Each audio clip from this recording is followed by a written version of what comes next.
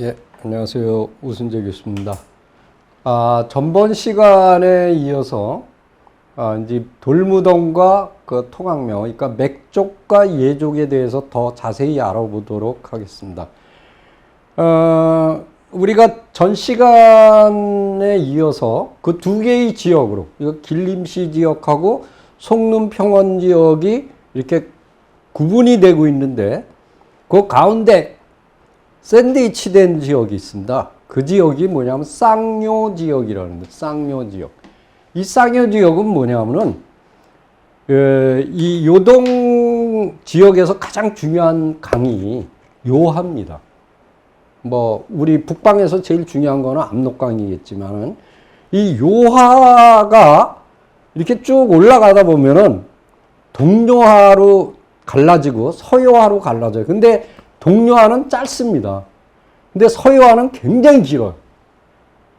그래서 이제 그 적봉에서 흘러나오는 뭐 영금화라든가 이런 강물들이 다 이제 이렇게 서요하 쪽으로 흘러 들어오는데, 그 서요하의 상류 지역을 우리는 뭐라고 그러냐면 시라무렌 강이라고 부른다. 시라무렌 강. 그래서 이 시라무렌 강이 쭉 흘러서 이제 서요하가 되고, 그 서요하가 이 쌍요 지역에 오면은 동요하고 이렇게 합해집니다. 그래서 쌍요예요. 거기서 합해져서 어떻게 심양 쪽으로 밑으로 흘러요. 유황 쪽으로. 그래서 바다로 들어가는 거예요. 그러니까 그거는 짧습니다. 그러니까 동요하도 짧고 그 요하 그 합수 지점에서 그 바다까지도 짧습니다. 그러나 긴 거는 뭐냐면 서요하예요. 근데 그 서요하 지역이 왜 중요하느냐? 요하 문명이라는 게 거기입니다. 거기는 홍산 문화를 중심으로 해서 우리가 적어도 9,000년 거의 10,000년까지 올라가는 문화들이 끊임없이 이어져 내려와요. 그런데 맨 나중에는 동호족이라는 족속이 거기에 살았고, 그것이 이제 깨지면서 이게 두 개로 흉노한테 깨지면서 두 개로 뽀개져요. 그게 뭐냐면 선비와 오한으로 뽀개지는데, 그 선비 쪽에서 나온 것들이 오한이 거기 살다가 이동하거든요. 그 후에 거기를 다시 장악한 게 뭐냐면 거란족입니다. 그 거란족이 요 나라를 건설하는 거예요. 그러니까 이것들이 다 뭐냐면 그 지역을 중심으로 한 거예요. 그러니까 그 시라무렌 강이 특히 서요와 굉장히 중요한 곳이다. 거기뿐만 아니라 제일 중요한 게 이 쌍요 지역입니다. 그러니까 이 쌍요 지역은 어떻게 보면 문화의 교차로예요. 우리가 우리나라도 그렇지만은 이스라엘 역사를 연구해 보면은 참 불쌍해요. 근데 불쌍할 수밖에 없는 게 뭐냐면은 거기는 동서 남북이 다 만나는, 이게 뭐냐면 사거리에 사거리. 그러니까 이리 치고 저리 치고 큰 세력이 세우면 멜마다 밟히는 거예요. 왜? 길목이니까. 거기를 통과하지 않고는 안 돼요. 그래서 십자군 전쟁이 일어나고 자꾸 이러는 거예요. 근데 여기가 바로 그런 지역이에요. 이런 문화의 크로스 지점이다.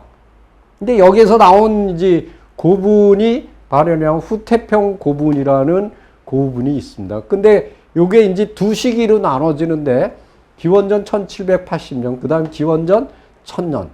근데 이게 특이하게도 아까도 설명드렸죠. 맥족과 우리 예족이 묘제가 틀리다고. 근데 요소 지역에서는 그게 혼재되어 있었어요. 그래서 예맥이라고 불렀던 거거든요. 근데 그 예맥이 분화한단 말이에요. 아까 보면은 여러 개로 이렇게 쪼개지잖아요.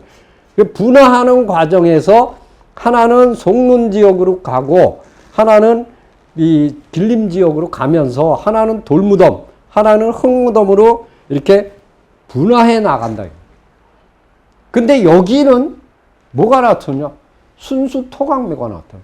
그렇다는 얘기는 예족의 문화권으로 편입이 됐다는 거죠. 그러니까 거기까지 밀고 내려왔다는 걸 수도 있는 거예요. 그러니까 그거는 뭐 이 고고학적인 거니까 딱 그렇다라고는 얘기하기는 어렵지만은 일단은 문화권으로 편입이 된 거예요. 그러니까 여기 보면은 유적들이 여러 개가 쭉 나오거든요. 근데 그 유적들을 보시면 이렇게 돼 있습니다. 여기 이게 동요화예요. 동요화. 그렇죠? 이게 서요화. 예. 이게 이쪽 지역에 있는 이게 유적이에요. 이쪽 지역에도. 딱 요 밑에서 만나거든요. 여기에 쫙 깔렸다는 얘기예요. 이렇게 밀집돼. 그러니까 이쪽 지역에서 그 토강묘를 쓰는 문화권이 이렇게 내려오면서 여기에 영향을 줬다는 거죠. 그러니까 굉장히 중요한 얘기입니다. 자, 여기 보세요. 토강묘잖아요. 흙구덩이 무덤. 우리말로 흙구덩이 무덤이에요. 여기 보세요. 이런 칼들, 팔찌, 뭐 이렇게 단추, 뭐 이렇게 연주용 같은 거 똑같아요. 예. 그러면은 이 지역의 북쪽에 있었던 것이 뭐냐면 전번에 말씀드렸던 백금보 문화예요. 예족. 백금보 문화. 그리고 여기 보면은 동북 쪽에 있는 문화는 우리가 서단산 문화 이미 배웠죠. 맥조. 근데 보산 문화라는 문화가 또 있어요. 뭐 이렇게 어려운 것까지는 아실 필요가 없고. 하여튼 그렇다고 보시면 돼요. 서쪽은 늘 얘기하던 하가점 문화. 하가점 하층이 있고 상층이 있다. 그러니까 이건 홍산 문화 뒤에 나타나는 것들이죠. 예. 이거 요하지요. 서요하지요. 굉장히 중요하다 그랬죠. 그리고 요하 지역에서 나타나는 건 아까 마성자 문화, 고대산 문화 이런 문화들도 대단히 중요한 문화입니다. 이게 이제 뭐냐 비파용동검하고 다 관련이. 그 다음에 남쪽은 요동반도죠. 거긴 쌍방 문화예요. 그리고 이런 청동기가 쭉 나요. 동포, 동이식, 동환, 동도 뭐 이렇게 아까 다 보신 것들이에요. 이런 것들. 이런 청동기가 나타나고 있다.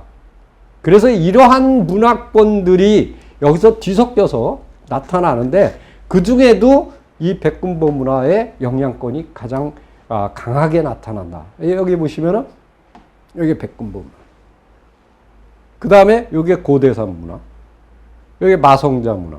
여기 하가점 상층 문화. 여기 이제 위영자 문화. 이렇게 서로 이렇게 주고받는 거예요.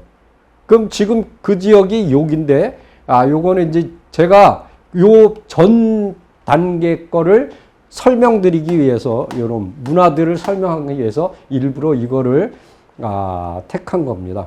그래서, 우리 이제 오광원 교수가 정리를 잘 해놨어요. 예. 그래서, 그 다음에 이제 맥쪽의 고분 문화를 알아보도록 하겠습니다. 그래서 이제 전번 시간에 이어서 그러면 기록에는 뭐라고 되어 있느냐 그걸 한번 알아보도록 하겠습니다. 삼국지 동의전 고구려조에 장례를 성대하게 지내 금과 은 재물을 모두 장례에 소비를 하는데 여기까지. 그 다음이 중요한 거예요. 돌을 쌓아서 봉분을 만들었다. 여기 적석위 봉이야. 예. 그러니까 뭐냐 하면 돌무덤을 썼다는 거예요. 지금 집안에 가보세요. 다 돌무덤이죠. 그러니까 이제 정확하게 딱 포인트를 찍어준 거예요. 고구려는 맥족이구나. 맥족은 돌무덤을 썼구나.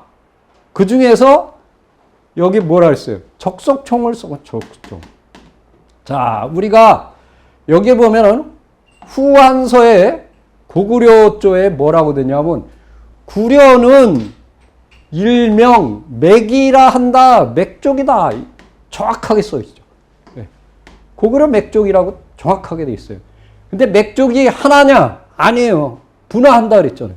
분화하다 보니까 작은 강에 몰려 사는 맥을 소수맥이라 하고 큰 강에 몰려 살면 뭐예요? 대수맥이죠. 그 다음에 양수라는 강에 몰려 사는 맥은 양맥이에요. 이렇게 갈라지는 거예요. 그래서 그들이 썼던 활이 맥궁이다라고 돼 있어요. 그리고 여기 남제서에도 뭐라고 그러냐면 고구려조에 북위가 고구려를 향해서 맥국이다 이랬어요. 그러니까 맥족이에요. 이제 예하고 맥이 정확하게 구분이 되는 거예요. 기록상으로도. 자, 그러면 이 돌무덤은 언제부터 썼을까? 우리 민족이. 자, 기원전 6200년까지 올라가는 흥융화 문화가 있습니다. 요거 이제 복기대 교수가 잘 정리를 했는데 거기 보시면 됩니다. 그 중에서도 백음장안 유적이라는 것이 굉장히 중요해요. 여기서 처음 나타납니다. 여기에 뭐가 나타나냐? 석관묘도 나타나고 적석청도 나타나요. 두 개 다 돌무덤이잖아요. 그리고 기원전 4500년 정도의 홍산문화, 이건 우리가 다 알고 있죠. 우아량 유적. 장군총처럼, 장군총보다 뭐 더 크죠. 굉장히 큰 계단식 적석총이 나타나고 있다. 그러니까 어마어마한 거죠. 예. 그런데 요동반도 남부에는 뭐가 나타나느냐? 여기서도 적석총이 나타나요. 기원전 20세기. 그 다음에 기원전 11세기에는 뭐가 나타나냐? 석관묘가 나타나요. 서단산 문화. 석관묘가 나타나니까 이 서단산 문화는 바로 돌무덤을 그대로 이어져. 그러니까 맥족이라는 것을 볼 수가 있죠. 맥족.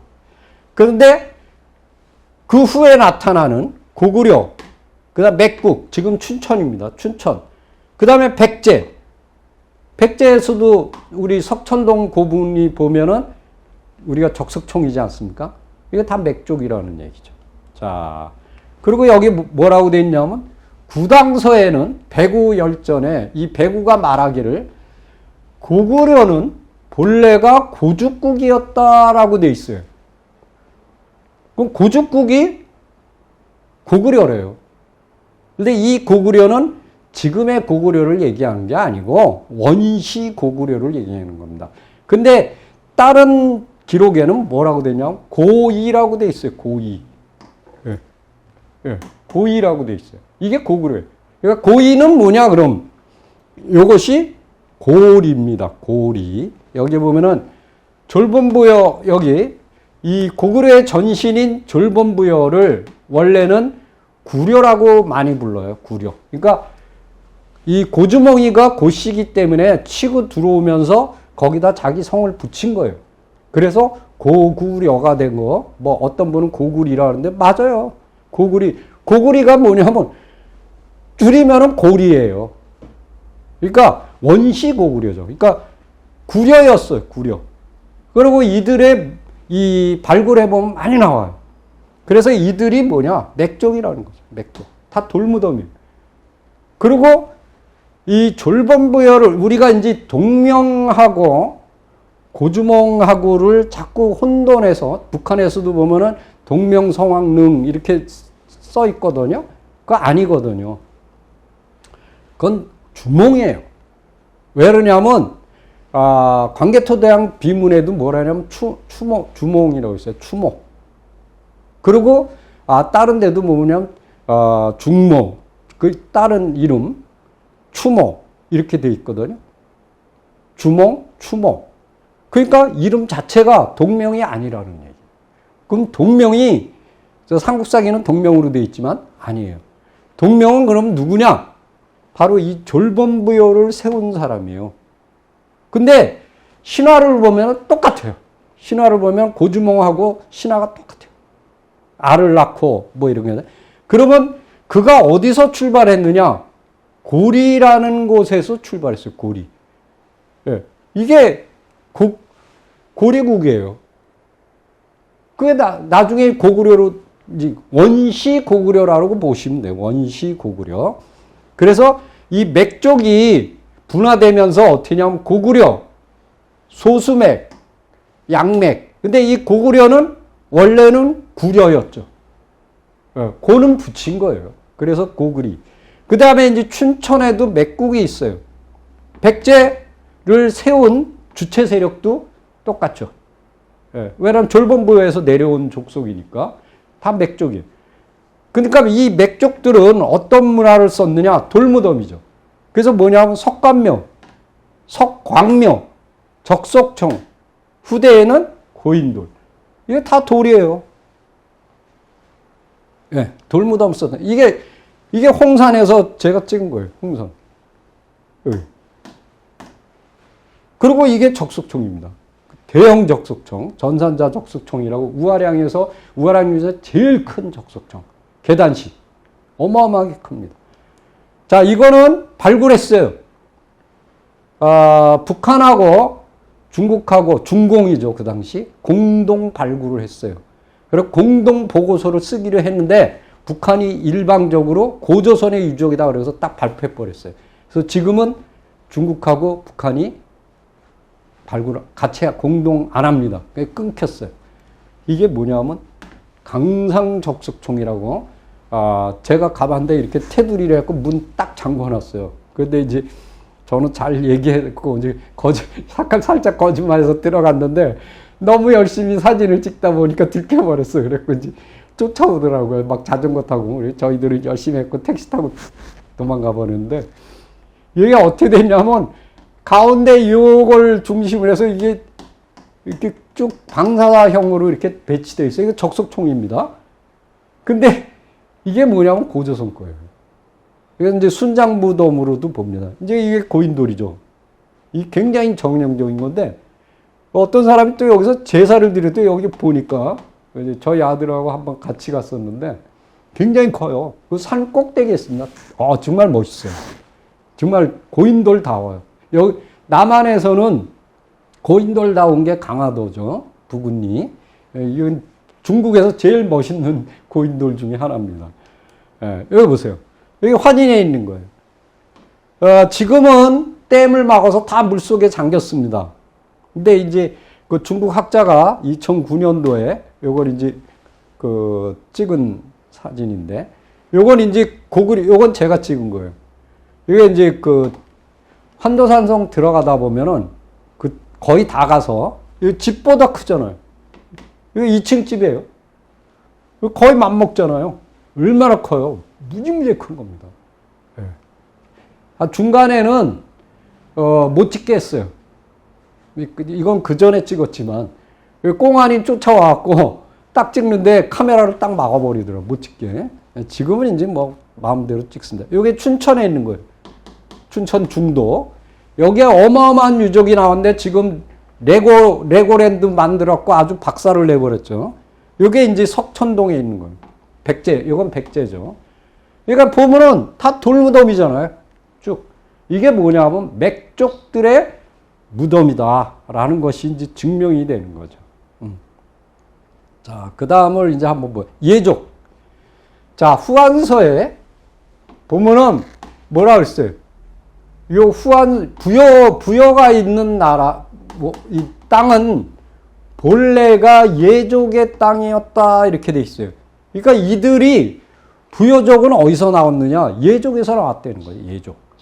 그리고 진서에 뭐냐면 부여조에 사람이 죽으면 산 사람을 순장을 하며 곽은 있으나 관은 없다. 관은 이거 시신만 들어가는 거 곽은 부장품까지 들어간다 그랬지 않습니까? 그러니까 지금 발굴해 보면 곽묘가 나오거든요. 그 얘기예요. 딱 맞아요. 근데 지금 보세요. 토강묘에 관은 없고 목곽을 사용하고 있다. 좀 이따 이제 보여드리겠는데, 그리고 그 왕의 인장에는 예왕지인이야 이렇게 돼 있어요. 그리고 이 나라 가운데 예성이 있다. 예성. 예족의 성이 있다.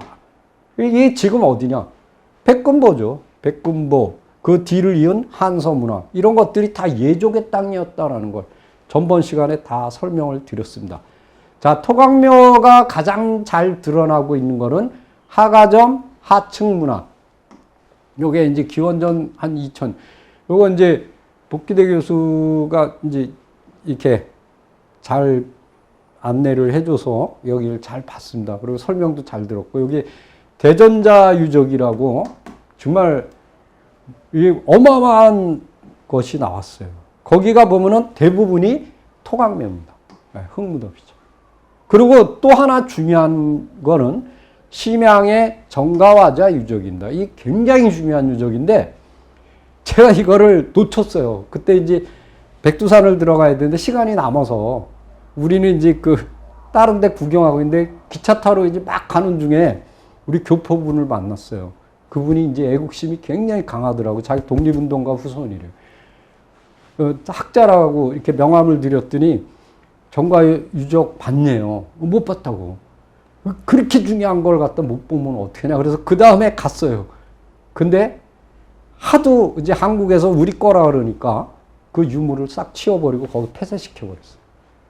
지금은 다시 디스플레이 했습니다. 여러분들이 심양을 가시면 꼭 보십시오. 정가화자 유적. 굉장히 중요합니다. 여기 토강묘입니다.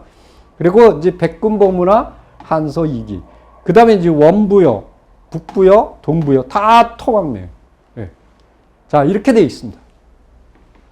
이게 동부여에서 발굴한 거예요. 동부여. 이게 정가화자 유적. 지금 디스플레이 돼 있는 거. 여기 이제 잘 안 보이는데 요거죠. 요거 나무 흔적 보이시죠? 이렇게.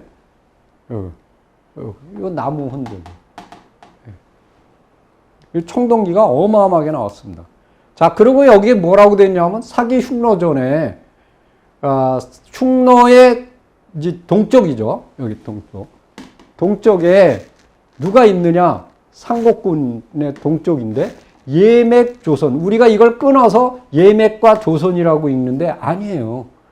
예맥조선이에요. 예맥조선. 왜? 이때는 예와 맥이 분화하기 전입니다. 여기 보면은 화시결전에 보면은 여기 연나라는 발해와 갈석 사이에 큰 도해지인데 북쪽은 오한, 부여. 여기 부여가 나오잖아요. 부여가 나오고 동쪽은 예맥 조선. 이것도 끊어서 있거든요. 아니에요. 그리고 진번이 이로움이 있다. 그러니까 이제 진번. 그리고 관자에 보면은 뭐냐면 발조선의 명물에는 문피가 있다 그랬어요. 이 발조선이 뭐냐면은 발이라는 거는 단재 선생님이 신채호 선생이 불조선이라고 얘기한 거예요. 다른 말로는 뭐냐면 번조선이에요. 그러니까 발, 불, 번 다 똑같은 얘기예요. 예. 같은 얘기입니다. 그래서 이제 번조선이라고. 그러니까 즉 예맥조선 또는 번조선 다 똑같은 얘기예요. 그리고 이제 그 아까 설명드렸듯이 전번 시간에 송눈 지역은 백군보문화 토강묘고 석관묘만 나타나는 거는 길림 지역의 서단산 문화다. 이게 딱 분화되는 게 언제냐? BC 11세기 정도 된다.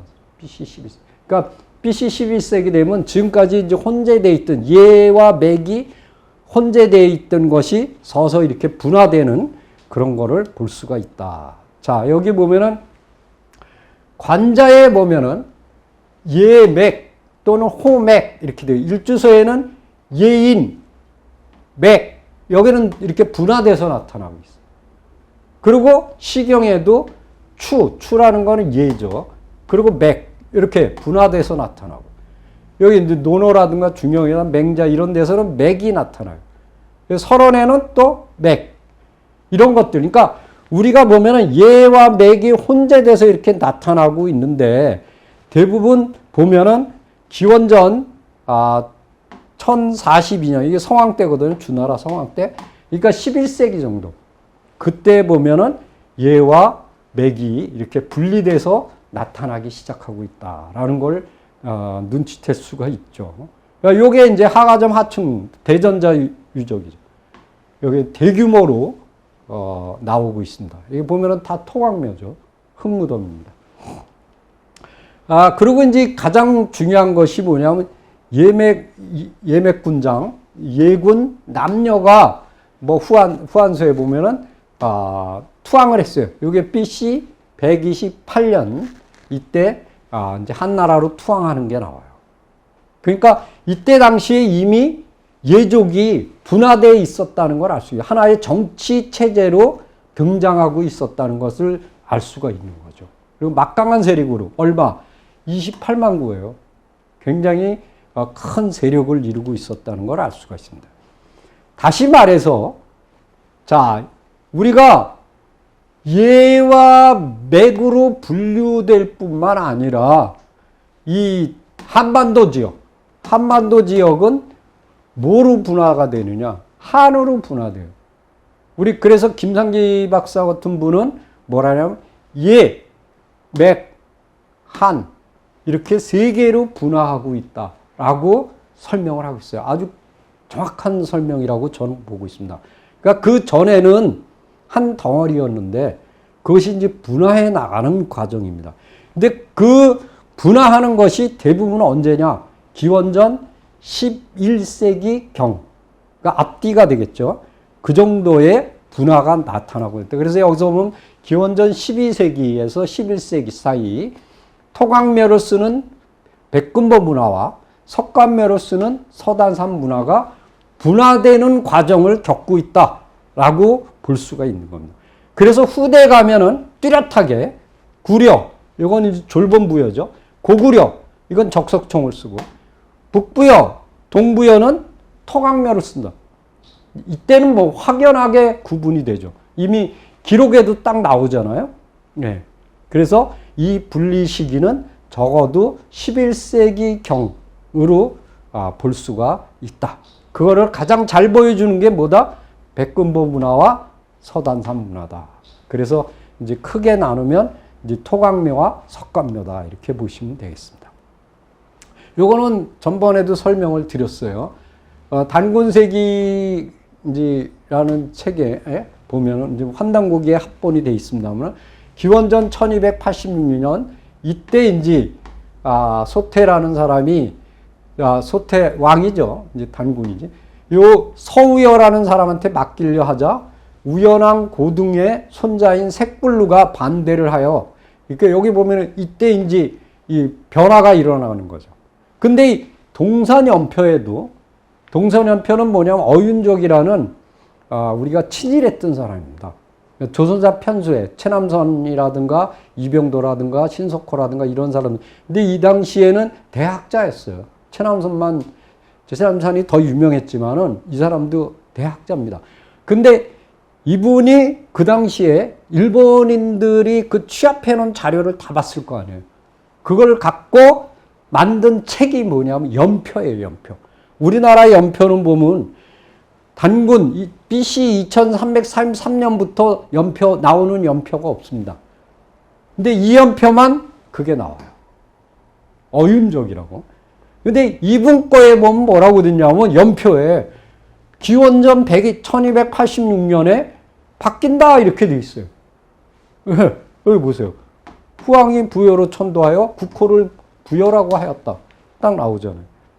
그래서 지금 단서대강 이 책은 이게 뭘 참고했는지 잘 모르겠어요. 이거는. 근데 여기도 비슷한 내용들이 나오고 있어요. 그래서 적어도 기원전 12세기에서 11세기 사이에 어떤 정치적인 변화가 일어나고 있다는 거죠. 문화적 변화도 일어나고. 그런 것들을 볼 수가 있습니다. 요거는 여기 이제 쭉 보시면은 이렇게 흐름도를 볼 수가 있습니다. 여기서 보면 이제 요 백금보 문화 여기 백금보 문화 여기 위영자 문화 여기 쭉 나오죠. 이렇게 해서 요게 이제 주로 비파용동건 문화거든요. 예. 그리고 여기 정가화자 문화. 요쪽이 지금 아까 얘기한 송릉 평원 지역입니다. 요건 이제 길림 지역. 그러니까 여기는 맥족의 문화라 그랬죠. 여기는 예족의 문화고. 예. 이렇게 갈라지는 거예요. 요건 이제 요소 지역입니다. 요건. 요소. 서여화 쪽. 요거는 어디냐? 요건 요동 지역이에요. 이렇게. 그래서 그거를 이렇게 딱 분화해 갖고 중국 학자가 이렇게 정리를 해 준 거예요.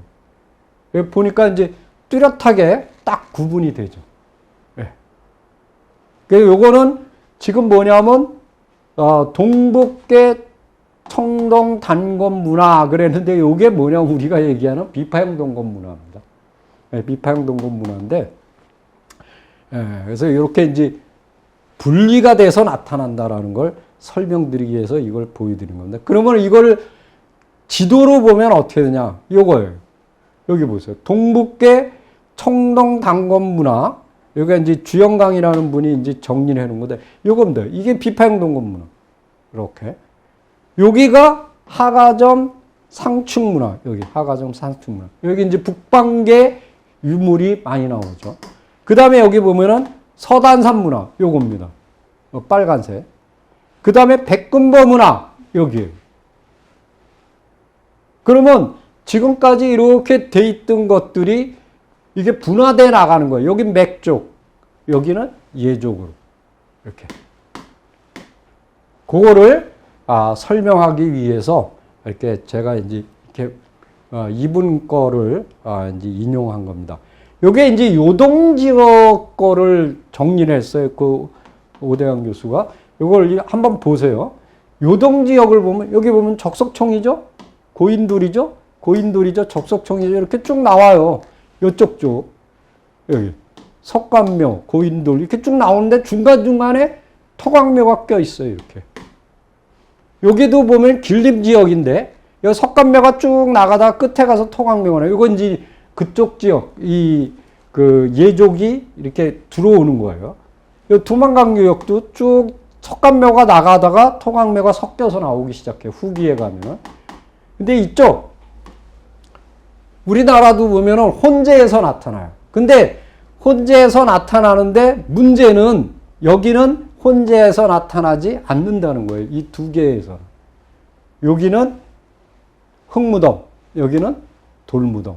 딱 분화해서 나타나는.